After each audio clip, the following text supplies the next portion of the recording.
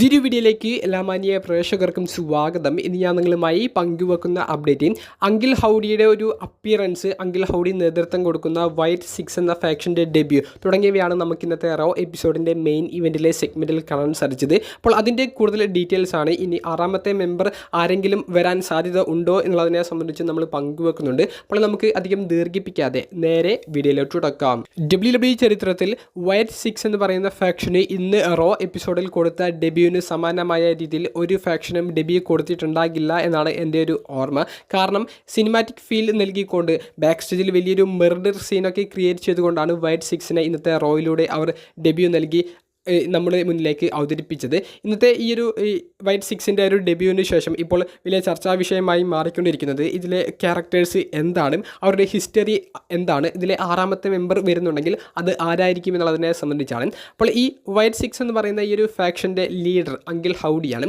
Uncle howdy എന്ന character ചെയ്യുന്നത് ബോ ഡാലസ് എന്ന റെസ്ലറാണ്. ബ്രേവൈറ്റിൻ്റെ റിയൽ ലൈഫിലെ സഹോദരനാണ് ബോ ഡാലസ്. അതുകൊണ്ട് കൂടുതൽ ഡീറ്റെയിൽസ് ആ ക്യാരക്ടറിനെ സംബന്ധിച്ച് നിങ്ങൾക്ക് ആവശ്യമില്ല എന്ന് വിചാരിക്കുന്നു. രണ്ടാമത്തേത് ഒരു വുമൺ റെസ്ലറാണ്. ആ ക്യാരക്ടർ ചെയ്യുന്നത് നിക്കി ക്രോസ് ആണ്. ആ ഒരു ക്യാരക്ടർ എന്ന് പറയുന്നത് എബി എന്ന് പറയുന്ന ക്യാരക്ടറാണ്. ഈ എബി എന്ന് പറയുന്ന ഈ ഒരു പേര് നിങ്ങൾ മുന്നേ കേട്ടിട്ടുണ്ടാകും. ബ്രേവൈറ്റ് തന്നെ ഫയർഫ്ലൈ ഫൺ ഹൗസ് സെഗ്മെൻറ്റിലൂടെ നമുക്ക് മുന്നിൽ അവതരിപ്പിച്ച പപ്പറ്റുകളിൽ ഒന്നായിരുന്നു എബി. ഇനി പറയാൻ പോകുന്ന എല്ലാ ക്യാരക്ടറുകളും ഫയർഫ്ലൈ ഫൺ ഹൗസിലെ പപ്പറ്റുകളാണ്. അവരെ ഓൺ സ്ക്രീനിലാണ് ഇന്ന് അങ്കിൾ ഹൗഡി ഈ ഒരു ഫാക്ഷൻ്റെ ഭാഗമായി കൊണ്ടുവന്നിരിക്കുന്നത്. അപ്പോൾ ഈ അബി എന്ന ക്യാരക്ടർ നിക്കി ക്രോസ് ചെയ്യാനുള്ള കാരണം നിക്കി ക്രോസിൻ്റെ സാനിറ്റി എന്ന് പറയുന്ന ഫാക്ഷനെ നിങ്ങൾക്ക് ഓർമ്മ ഉണ്ടാകുമെന്ന് വിചാരിക്കുന്നു. നെക്സ്റ്റിൽ സാനിറ്റി എന്ന ഫാക്ഷന് കിട്ടിയ ഒരു പരിഗണന മെയിൻ റോസ്റ്ററിൽ കിട്ടിയില്ല. അതുകൊണ്ട് തന്നെ മെയിൻ റോസ്റ്ററിൽ നിക്കി ക്രോസിന് താരത്തിൻ്റെ ക്യാരക്ടർ നല്ലതുപോലെ ഡെവലപ്പ് ചെയ്യാനോ നമുക്ക് മുന്നിൽ അവതരിപ്പിക്കാനോ സാധിച്ചില്ല.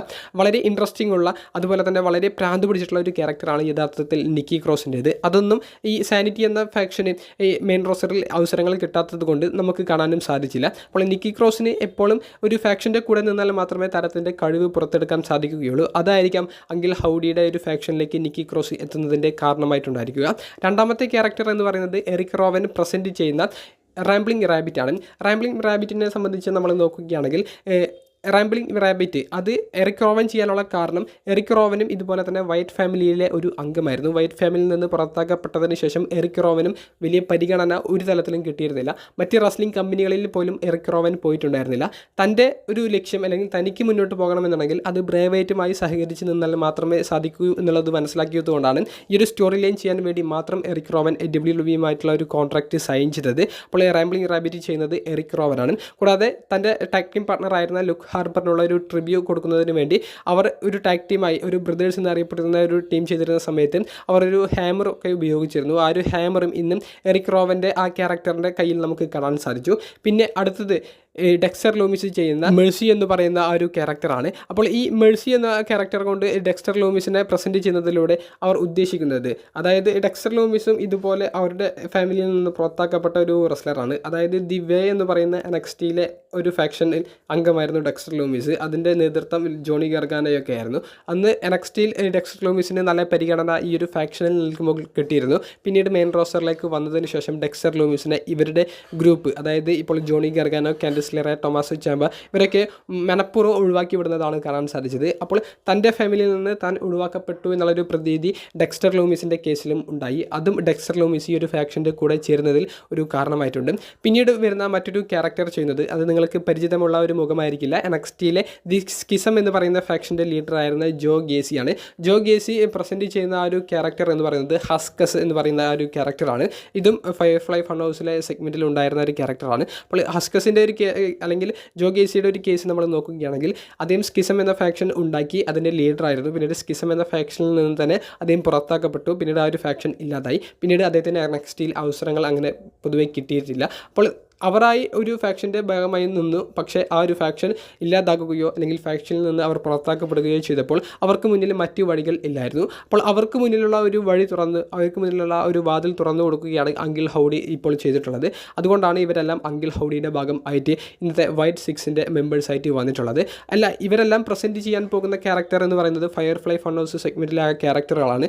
അവർ ഇതുവരെ WWE പ്രസൻറ്റ് ചെയ്ത ക്യാരക്ടറുകൾ ഇനി ചെയ്യാനുള്ള ഒരു സാധ്യതയില്ല. കൂടാതെ ഇപ്പോൾ സോഷ്യൽ മീഡിയയിലൂടെ നിക്കി ക്രോസ് അതുപോലെ തന്നെ ജോ ഗേസി ഇവരെല്ലാം ഈ ഒരു ഫാക്ഷൻ്റെ ഭാഗമാണെന്ന് പറഞ്ഞുകൊണ്ട് ട്വീറ്റുകളും ഇട്ടിട്ടുണ്ട്.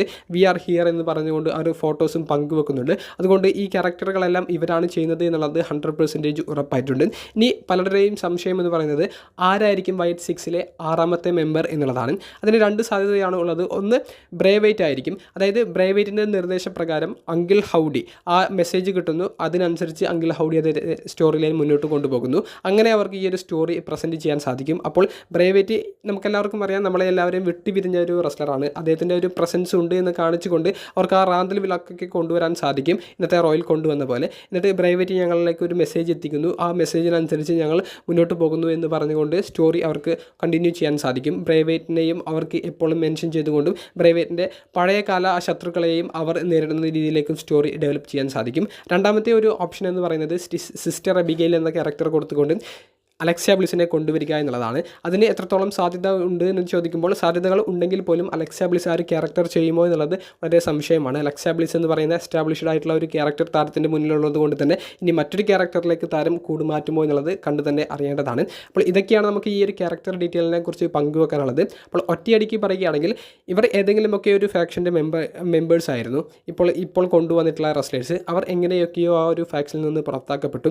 പിന്നീട് ആ ഒരു ഫാക്ഷൻ അവരെ മാറ്റി നിർത്തിയത് അത് അവരുടെ കരിയറിനെ തന്നെ ബാധിച്ചു. അപ്പോൾ അവർക്ക് മുന്നോട്ട് പോകാനുള്ള ഒരു വഴി അത് അങ്കിൾ ഹൗഡിയുടെ കൂടെ ചേർന്ന് ഈ ഫയർഫ്ലൈ ഫൺ ഹൗസ് സെഗ്മെൻറ്റിലെ പപ്പറ്റ്സിൻ്റെ ഓൺ സ്ക്രീൻ ക്യാരക്ടർ അവതരിപ്പിക്കുക എന്നുള്ളതാണ്. അതിന് തങ്ങൾക്ക് മുന്നിൽ വരുന്ന എല്ലാ എതിരാളികളെയും അടിച്ചിടുക.